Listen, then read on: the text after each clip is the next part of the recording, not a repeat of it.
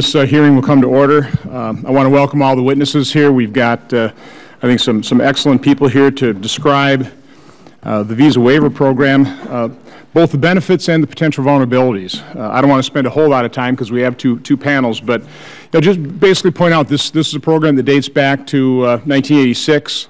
The first countries that entered into this cooperative type of arrangement with us was the United Kingdom and Japan. And currently we have 38 different countries that participate in this. It obviously was designed to ease travel, to promote commerce, and I think it's done a really good job of that. Today there's 19 million visitors that enter the U.S. using this for a period of under 90 days. It's about 40% of everybody that comes to America. So you can see that the significance of this program. Unfortunately, with the threats we face today, particularly with ISIS, particularly with one number being used as 3,400 foreign fighters that are coming from the West, we have to review this program for potential vulnerabilities. But I think it's safe to say that the standards have been created after 9/11 when we took a look at this and tried to strengthen the security standards with our participating partner countries. I think there's a great deal to be said in terms of enhancing security. So again, the purpose of this hearing is to lay out that reality, fully explore the benefits, as well as honestly take a look at potential vulnerabilities caused by these new and emerging and growing threats, and see if there's anything we can do to help Secretary Jay Johnson in his efforts of keeping this nation safe, see if there's something we need to do legislatively. On that end, I appreciate Senator Ayotte's dedication to this and joining in the letter with myself and Ranking Member Carper, again offering our willingness to work with the Secretary to strengthen this program. So with that, I'll end my comments and turn over to our Ranking Member, Senator Carper. Thank you. Thanks, Mr. Chairman. Kelly, thank you for seeing. Thank you, Mr. Jenkins. I'll start with questioning. What we're talking about here is really we're comparing a visa program versus a visa waiver program. So I'd like whoever thinks they're best to answer this question. I want that exact comparison. I mean, Mr. Jenkins, you talked about lines of defenses. I mean, compare, for example, what happens today in Poland, where they don't have a visa waiver program, in terms of one of their citizens trying to get in the United States. What are they going to go through versus what is a citizen of the United Kingdom going to go through, and where's the enhanced security versus where are the vulnerabilities of going through the actual visa process versus the visa waiver? Let's start with you, Secretary Chertoff. I would say, Mr. Chairman, the main difference is in the interview. I mean, what ESTA does in effect is it collects the same basic information you would normally collect in a visa process, but you'll have an interview with a consular official if you're in a visa country. That often tends to be, from a scheduling standpoint and a distance standpoint, a little bit of an impediment, which is one of the reasons countries like to be in the visa waiver program. Now, does an interview at the time of the visa add something? Yes, although we do interview people when they come into the U.S., and if we do pre-clearance, we interview them before they board the plane. Is the interview foolproof? No. I mean, if you look back to 9/11, some of the hijackers got into the country with visas. They were obviously interviewed. So I would say the marginal value of the interview, at least as it relates to terrorism issues, is to my mind not great. And remember, the process of having these kinds of interviews originally began at a time we were focused on people who were going to overstay. They were going to come to the U.S. and not leave, and they didn't have a job at home.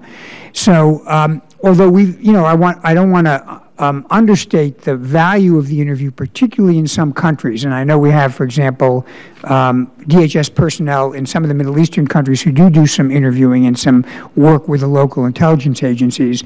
I think, at least as it relates to Western Europe, it is of marginal value, but the measures put in place since then, coupled with our better intelligence analytic capabilities, I think largely closes that gap. During those physical interviews, basically, do we fill out an ESTA application so that, the result of that is you basically go into the exact same process, the exact same security system as we have with the visa waiver program, but you just have that additional physical interview? Is it the exact same way that way, or are there differences? Dr. Frey, you're shaking your head. Yeah, I'm sorry, I'm nodding. Yes, Chairman, that's generally right. I would say as a couple of points to that. One, the VWP deals with one particular category a visa, the so-called B visa for business or tourism purposes up to 90 days. So even in visa waiver countries, if personnel are coming for other reasons, they still have to go through the visa process. So just so we're clear on the scope of what we're talking about. ESTA, and ESTA gives us and gives the government enough information to run the vetting against the same databases that the visa applicants are run against. There are other questions on a visa form, but most of those relate to, as the Secretary noted, to economic issues. You know, do you have a job at home? Do you have a house? Things like that. And so the vetting is precisely the same. And then once you're done with that process, the layers that we've been hearing about that CBP performs, the PNR vetting, the airline information vetting, the vetting done at the ports of entry, that is precisely the same for all travelers, whether they come with a visa or with a visa waiver program. And I guess the final thing I would add for an apples to apples comparison is the interview, which again is not, you shouldn't discount the interview, but that happens the first time you apply. And many of these citizens from these countries get 10-year visas that are good for multiple entries during those 10 years. So after that first time, you know, it's essentially like VWP anyway without the additional ESTA every 2 years. With 40% of travelers going through the visa waiver program, let's say well, first of all, with that statistic, I mean, with that reality right now, are we already having backlogs in certain embassies in terms of the non-visa waiver countries where there may be pressure on embassy and consulate personnel to quickly do an interview and not be as thorough as what might be required with the visa waiver program? Is that a possibility? And if we were to move away from a visa waiver program, would we start overwhelming a system and potentially reduce security? Mr. Jenkins. You know, in all of these matters of screening processes and intelligence processes, volume is an issue. And if we were to take the statistics that were cited at the introduction to this hearing, if we were to take the 19 million people currently traveling to the United States on the visa waiver program and dump them back into the consular interview process, we would either have a tremendous backlog or we would end up really overwhelming the consular capability to handle that kind of volume, and then you worry about an erosion of performance.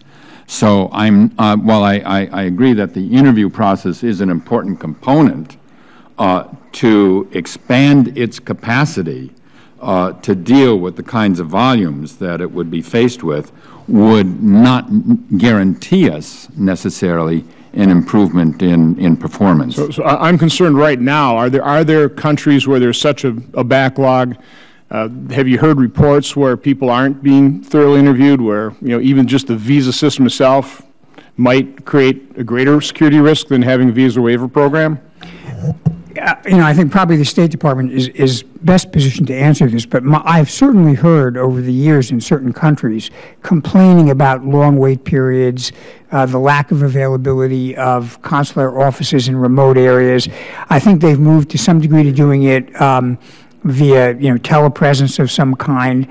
But all of these things do wind up, there's a risk of eroding the value of the interview. And again, the more skilled the person trying to get in is, the harder it is to detect it. So there's no question that dumping more people into the system would run the risk of actually affecting even those interviews that continue to operate in visa waiver countries, because as Dr. Frey said, we do interview for visas other than the quick tourist or business visa. I wanted to catch the Secretary before he has to leave. You know, coming from a manufacturing background, I'm familiar with ISO certification, and that occurs, I think the full audits are once every 2 or 3 years, but then you have 6-month surveillance audits. And in testimony in prior meetings, these evaluations, these audits occur every 2 years.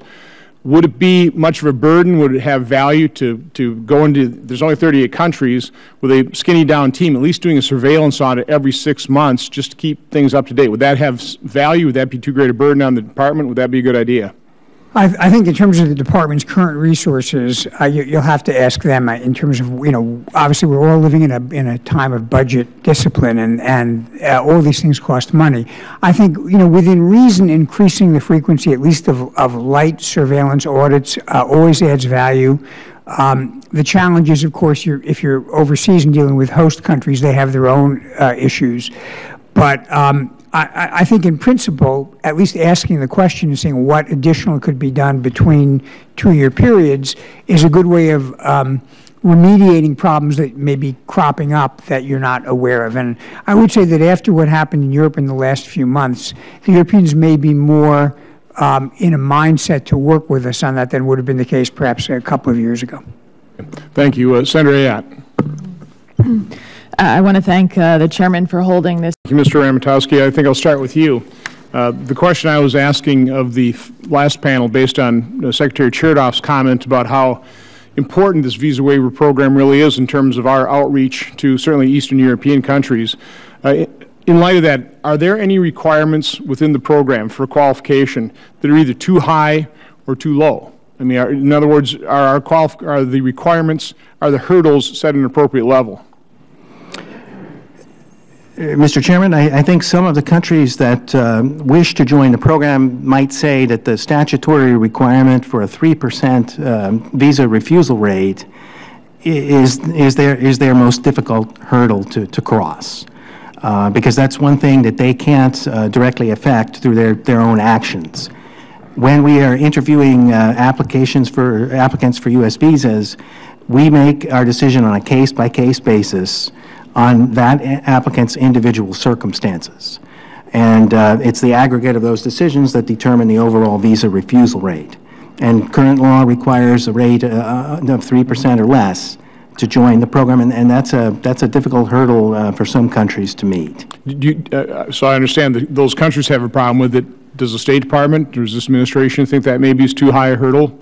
And should that be potentially revisited? In the past, the administration has endorsed proposals made in Congress to consider a 10% refusal rate, and in the past the rate has been at 10% for a period of time, and so the Department of State would support those efforts.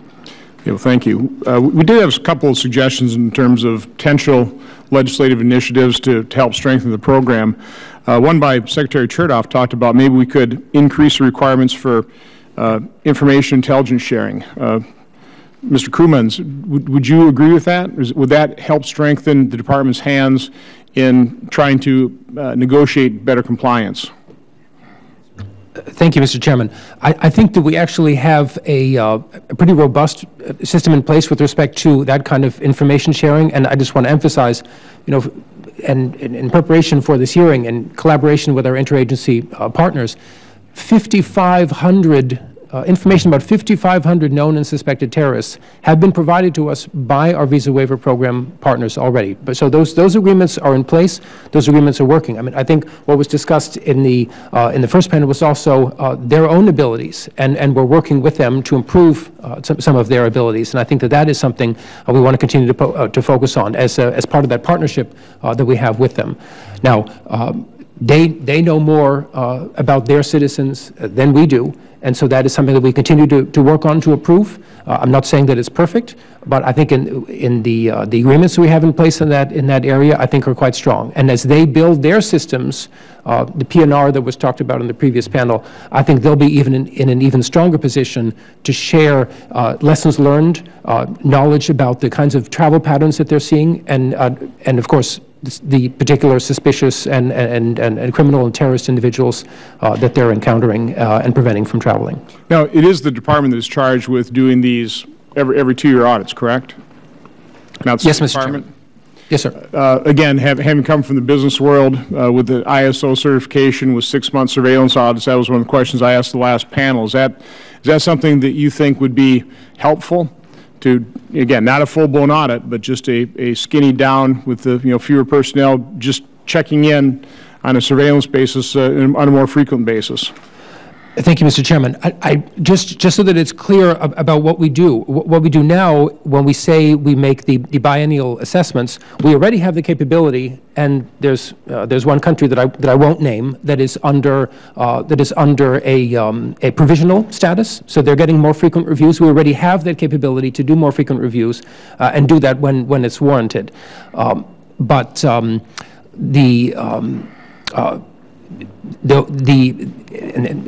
And it's important to mention that these biennial reviews, because in many cases, in most countries, it is every 2 years. It is not as if we do the 2-year review and then don't look at them.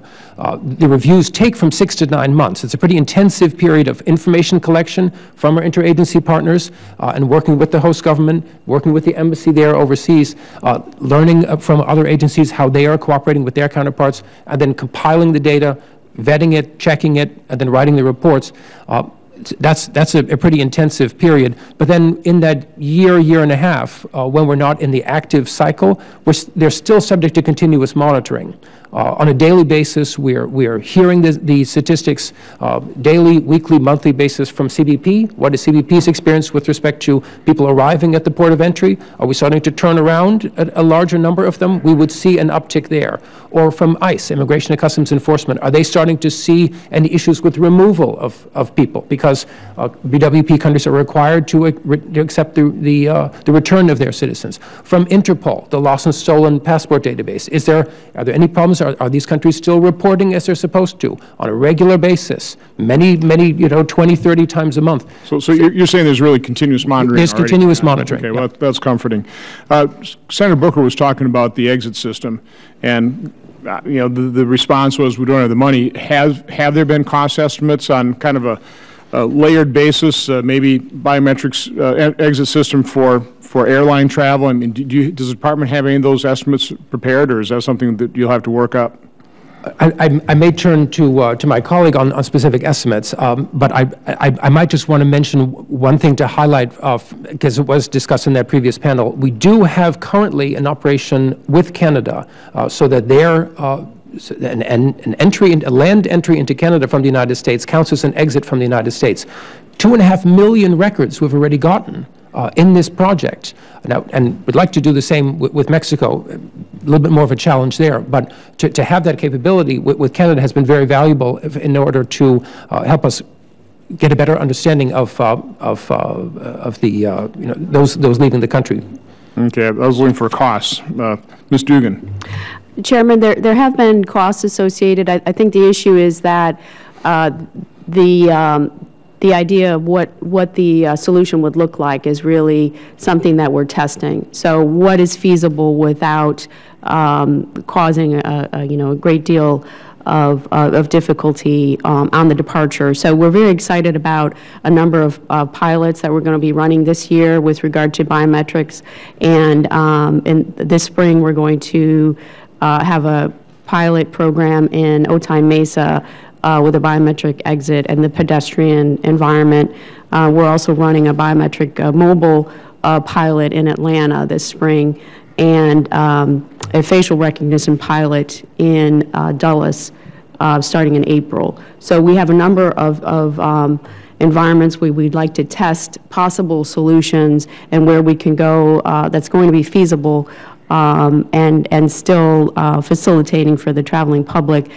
We have a test facility in Landover, Maryland, that we, in partnership, are working with the Science and Technology Group.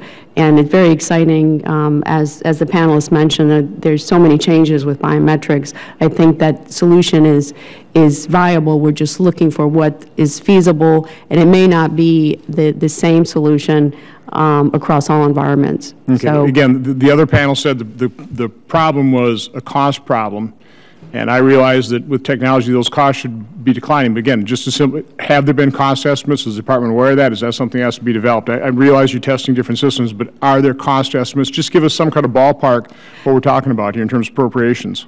well, The reason the resources have been, resource implication has been high is really with regard to the officer involvement. So when we did tests several years ago, the requirement would be to increase the number of officers that would have to be doing those outbound inspections. Really, it's just, are there cost estimates or not that we can get from the department? Or is that something, just real quick answer, just yes or no, I want to move on. Mr. Chairman, I'm more than happy to take that question and Okay. Do it for the record, thanks. Senator Carper.